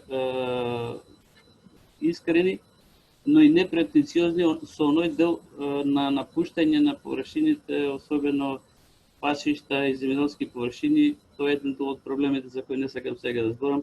Всушност имаме зголемување на површините под шума, кои што без разлика дали ќе бидат правно дефинирани како шума или биолошки ќе бидат на самото место шума, ние од некаде сигурно ќе имаме за 20 на години ќе стигнеме дури до 45% пошуменост. Така да, оваа мерка треба да се гледа од тој аспект, иначе мерката за пошумување не сакам да ја коментирам, таа е релативно јасна за сите. Проблемот со пожарите треба да се гледа од тој аспект и тој глобален проблем во сите документи стратешки за климатските промени е детектиран како проблем на губење на шума, на обешумување, но и зголемување на емисија на стакленични гасови. Благодарам. Да. Добро, сега, значи, уште некое време да оставиме за овие неенергетските сектори. Имам тука подигната рака од професорот Несторовски. Љупчо, дали сакате, дали ќе се вклучите со ваш придонес?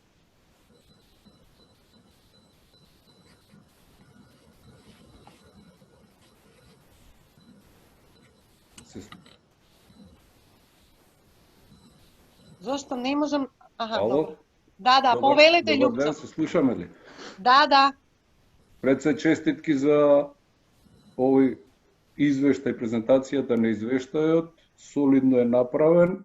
Сакав да се надоврзам на прашањето на господинот Стефан за околу цената на огромното дрво и намалувањето на неговото користење во енергетскиот сектор. Дали цената на огромното дрво ќе расте? Ќе расте сигурно, меѓутоа нема да се дуплира. Тоа е едно. Второ, дрвото е како енергенс вклучено во оние обновливи извори на енергија, како што гледавме од претходните излагања, има и зголемување на проценката дека тој дел од секторот енергетика ќе се зголемува. Претпоставувам дека и од биомасата енергијата, добивањето на енергија од биомасата ќе се зголемува. Не е проблемот во тоа дали се гори многу огромно дрво или не се гори, туку е проблемот како се гори во однос на емисиите. Цел свет го користи огромното дрво, не верувам дека ќе дојде до негово големо намалување во Македонија за наредниот период, туку ќе треба да се бара модус и начин како тоа поефикасно да се гори. Дали ќе се гори во централизирани енергани или ќе се подобруваат и печките кои се користат во домаќинствата, секако дека ќе мора да се бара некој начин, односно чаре за тоа дрво, бидејќи да бидеме најасно, огромното дрво во секторот шумарство, че цел сектор зависи од пласманот на тоа огромно дрво. Нашите шуми се 70 до 80% производството е огромно дрво. Ако не го произведуваме тоа дрво, нашиот сектор комплетно ќе пропадне. Значи, не треба да се размислува на тој начин да се намали, туку да се најдат нови начини, со нови печки, поефикасно и поекономски исплатливо сето тоа да се користи. Ви благодарам, толку имав. Благодарам, Љупчо, за интервенцијата. Ќе останеме уште малку во овие неенергетски сектори со коментарот односно прашањето кое доаѓа од Маријан Михајлов во врска со секторот отпад. Ќе го прочитам. Националниот план, како и регионалните планови за отпад, поставуваат цели за селекција на отпад што треба да бидат дивертирани од регионалните депонии. Дополнително, процентот на биоразградлив отпад што смее да се депонира на санитарна депонија е многу ограничен и упатува на негова преработка пред воопшто да се депонира. Со оглед на тоа што сценаријата одат до 2040 година, реално е да се очекува добар дел од националните и регионалните цели да се имплементираат до тогаш. Дали споменатиот факт е земен предвид во овие сценарија? Александар, веројатно ти би можел да одговориш. Да, благодарам. Благодарам и за прашањето на Маријан. Овие регионални планови нас ни беа основа за да можеме да го изработиме третиот двогодишен извештај за климатски промени во делот на отпад. И токму она што го спомнува Маријан е земено и во предвид.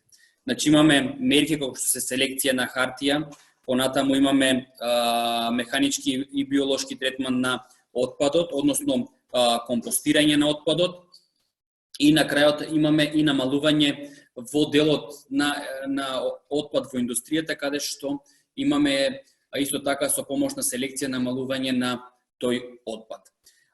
Така да количината на отпад која што ќе се депонира на депониите со текот на времето со текот на годините се намалува и се инкорпорираат сите оние препораки кои што се дадени во регионалните планови. Она што сакам овде да го напоменам е секторот отпад ни представуваше проблем и при изработката и на претходниот двогодишен извештај, двата, и првиот и вториот двогодишен извештај, и во делот на третата комуникација кога што се изработуваше, затоа што имаме доста податоци кои што тогаш не беа доволно познати. Сега се многу подобрени податоците како составот на отпадот. Составот на отпадот е комплетно променет во овој двогодишен извештај за климатски промени и како резултат на тоа имаме намалување на количеството на емисии од секторот отпад. Значи и понатаму тие растат и е најбрзо растечки сектор, меѓутоа споредено со двогодишниот извештај, вториот двогодишни извештај, тие се значително намалени емисии како резултат на промена на составот на гориво на отпадот и како резултат на намалување на отпадот кој што доаѓа од индустријата, затоа што претходно се користеа некои дефолтни вредности и се добиваше многу поголема количина на отпад. Сега и статистика излезе со многу подобрена статистика во овој дел и сето тоа е инкорпорирано за да имаме подобра слика што се случува во секторот отпад. Така да све она што ни беше достапно, вклучувајќи ги регионалните планови, е ставено во предвид, е земено во предвид и како што реков, се намалува количината на отпад до 2040 година. Единствено што можеби малце се разликуваме во однос на плановите, сме, да кажам, малце попесимистички во делот на отварање на нови депонии и во делот на затварање на старите депонии. Се одлучивме на тоа затоа што со претходните студии кои што беа правени, некако бевме оптимисти дека до 2020 година, ако го погледнеме третиот двогодишен извештај, велевме до 2020 година све ќе биде завршено, све ќе биде отворено, сите регионални ќе бидат отворени и така натаму. Но гледаме дека тоа не е реалност. Големи чекори се преземени, има големи подобрувања. Во одредени региони тоа е веќе пред фаза на градба, но сепак ги зедовме овој пат со резерва и малце во однос на регионалните планови за 2 години најмалце 2 години ги пролонгиравме изградбата на регионалните депонии и затварањето на постојните депонии. Ние би биле среќни доколку би се оствариле регионалните планови и доколку депониите регионални би се отвориле и постојните би се затвориле, значи дека ние пред време би ги оствариле целите кои што сме ги зацртале за 2030 и 2040 година. Благодарам, Александар. И сега ќе му дадам збор на професорот Мукаетов. Повторно остануваме во нон-енергетските сектори за интервенција во врска со анализите за ублажување од секторот земјоделство и промена на земјиште. Повелете Душко. Добар ден на сите. Не знам дали ме слушате. Да, ве слушаме. Добре. Да. Благодарам за дадениот збор и го поздравувам сите за одлично организираниот состанок. Па еве користам приликата што сме уште во овој неземјоделски сектор, така да го наречеме, и тоа што еве за жал немаме доволно прашања, па самите си провоцираме дискусии, но сепак има неколку прашања од кои што така на начин малце беа провокација да се јавам за збор.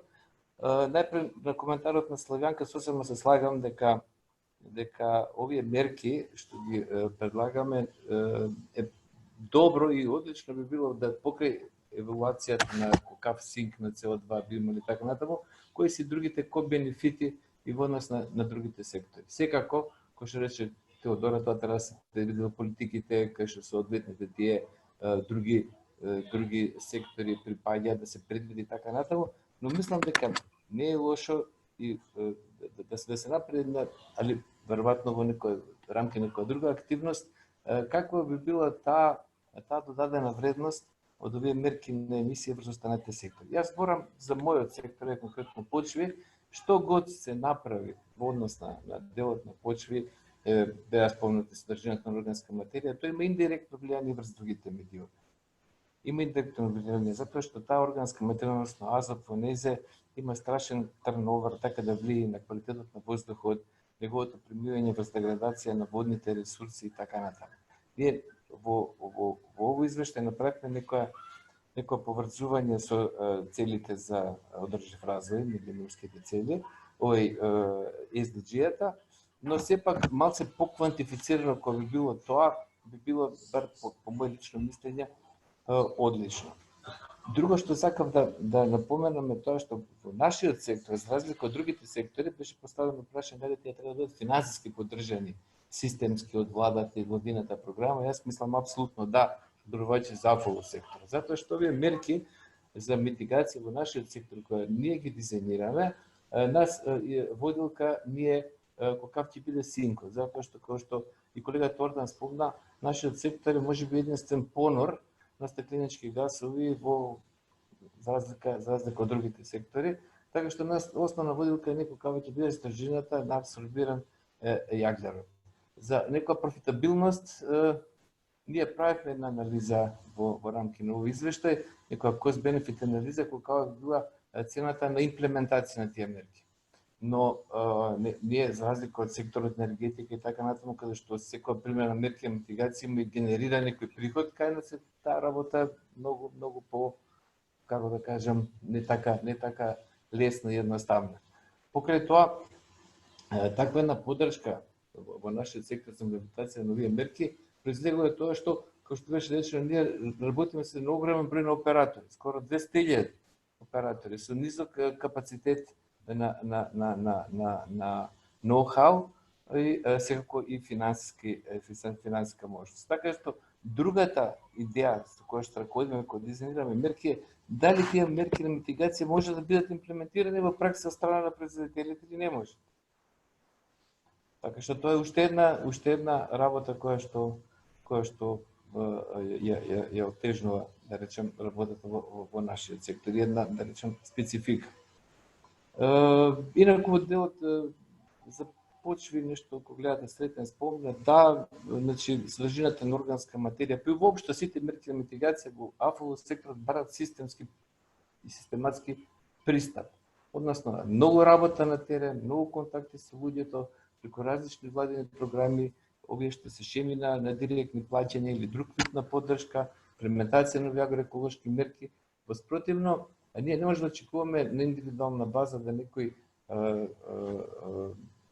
на терен само иницијативно почне да применува ваков тип на мерки или прочитал некаде па тоа го применува во пракса. Значи мора многу работа на терен со огромен број на луѓе, што треба секако и финанси и време да тоа колку толку вроди се плод. Затоа што ќе напоменам уште еднаш, нашите се пошири така да ги наречеме мерки од еколошки аспект, на синк на стакленички гасови и на зачувување на оние медиуми, природни медиуми со кои што ние работиме во земјоделското производство. Еве толку вака би имал некои коментари само. Благодарам, Душко. И уште само последно ќе сакам да се извинам, него видов убаво, всушност околу polluter pay принципот во секторот земјоделство е интервенција од страна на професорот Ордан Чукалиев до објаснување за овој принцип применет или што знам, и веројатно со намера да биде имплементиран и во секторските политики на секторот земјоделство. Од страна на енергетиката преку CO2 таксата веќе Александар даде опсежен одговор, ми се чини. Така да, имаме и заокружување и од таа во однос на polluter pay принципот од повеќе сектори како одговор, се разбира горливото прашање CO2 такса во енергетиката останува и како една одлучувачки фактор за иднината на енергетскиот сектор во Македонија. Не знам дали има, не гледам овде се уште запишани прашања или коментари, не гледам кренати раце. би можеле полека да поминеме кон делот за заклучување. Како што е редот, ќе биде тоа од она што веќе овде е тука убаво, одличен заклучок запишан од Теодора, која е национална контакт точка кон Конвенцијата за климатски промени и веројатно главен стратег во политиките и одлуките за климатски промени во Македонија. Па еве ќе го искористам незиниот запис овде како заклучок на денешната работилница. Значи, прво мислам дека е битно да се потврди дека сите овие мерки ќе бидат делот и интегрираниот план за енергија и клима, што се смета дека правиме одлична интеграција на енергетските и климатските политики, како што беше и примерот со стратегијата за енергетика. Таа е на прв напор, значи, од земја која е земја на енергетска контрактинг парти на енергетската заедница, прва направи обид и се изгледа и успешен да примени интегрирано планирање за клима и енергија во својата енергетска стратегија, уважувајќи ги сите 5 столба на енергетската унија како главна водилка на долгорочната стратегија на Европа за нискојаглероден развој. И ете, ние тој пристап понатаму го негуваме и го развиваме уште натака во соодветното стратешко планирање и во климата, и во енергетиката. Значи, на овие анализи ќе се базира и нашиот ревидиран национален поднесок, со што ќе засилиме националната заложба кон постигнување на глобалната цел од договорот од Париз. Да, гледаме дека и во овој третиот бур ние не се задржавме само на секторот енергетика, кој покрај тоа што е главен придонесувач кон емисиите на стакленички гасови, сепак ги вклучивме и останатите сектори емитери на стакленички гасови, се со цел да можеме да го ожнееме целокупниот потенцијал за намалување на емисии на стакленички гасови и да во нашите понатаму политики вградиме сеопфатни, односно economy-wide цели за смалување на емисии на стакленички гасови. И во таа насока, значи, овие, да кажам, анализите спроведени во третиот национален извештај се многу значајни и не само за земјата, туку и како давање добар пример за земјите во регионот и пошироко, како се, да речам, разгледувани целокупните капацитети и можности на земјата да се даде една амбициозна и реална цел кон вкупната цел за глобалната цел за смалување на емисии на стакленички гасови. Понатаму, како за крај, сакам да заклучам дека ваква соработка со наука треба да е институционализирана, односно препознавање, односно ставање одговорност на овој истражувачки центар и соодветна во иднина владина поддршка преку обезбедување буџет или ставање на овие обврски како дел од нормалното портфолио на работа на центарот е неопходна за, во наводници кажано, мудро креирање и предлагање на нискојаглеродни политики. На ова би се надодала и негување на праксата на соработка со сите чинители, вклучување на сите во целиот овој процес, а мислам дека секторот за климатски промени е еден таков сектор во државава кој што ова партнерство, наука, носители на политики и вклучување на сите релевантни чинители го применува уште од почетоците на своето постоење, би рекла, и го негува и го зајакнува во се до денес, а нема зошто да не биде така и во иднина. Ако нема уште некои коментари, со тоа јас бија или интервенции бија завршила денешниот вебинар или работилница како ли се вика. Би сакала на сите и на презентерите, меѓутоа и на сите други да се заблагодарам за конструктивните коментари, за белешки и за многу добрата и конструктивна дебата и се надевам дека ќе продолжиме на ваков начин успешно да работиме и на предстојните планирања и одлуки носења во овие сектори. Ви благодарам и имајте убав ден. Благодарам, поздрав, пријатно. Да,